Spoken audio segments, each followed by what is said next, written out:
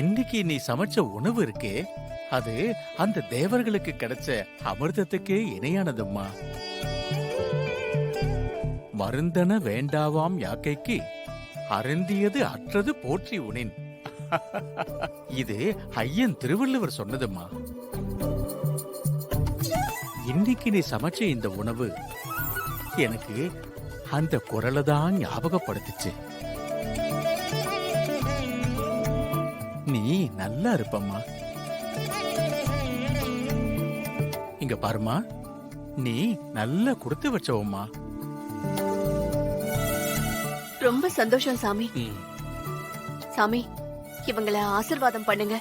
அதுக்கு என்ன, பண்ணிடுறேன். ராகவ், ஸ்ரீஜா, ஆசீர்வாதம் வாங்கிக்கோங்க. போப்பா, எங்களை ஆசீர்வாதம் பண்ணுங்க. நல்லா இருங்க, தீர்க்க ஆயுளோட இருங்க. நல்லா இரு, நல்லா இருமா.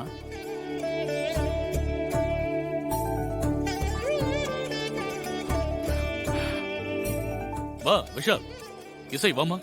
விஷால் அண்ணா, அண்ணியும் நீயும் ஆசீர்வாதம் வாங்கிக்கோங்க. போங்க.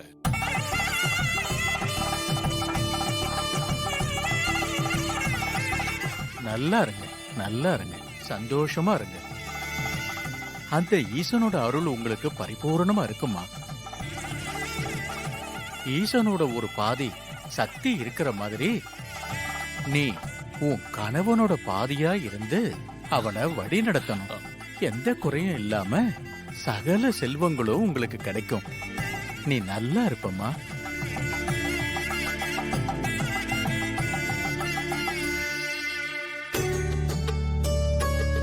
அப்போ நான் கிளம்புறேம்மா. ஒரு நிமிஷம் குருஜி. என்னம்மா? குருஜி, நீங்க தப்பா எடுத்துக்கலனா என்னோட தங்கச்சி ஒருத்தி இருக்கா.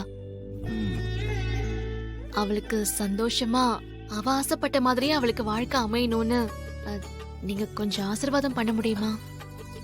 கண்டிப்பா, அழைச்சுக்கிட்டு வா. இது வரேன் குருஜி.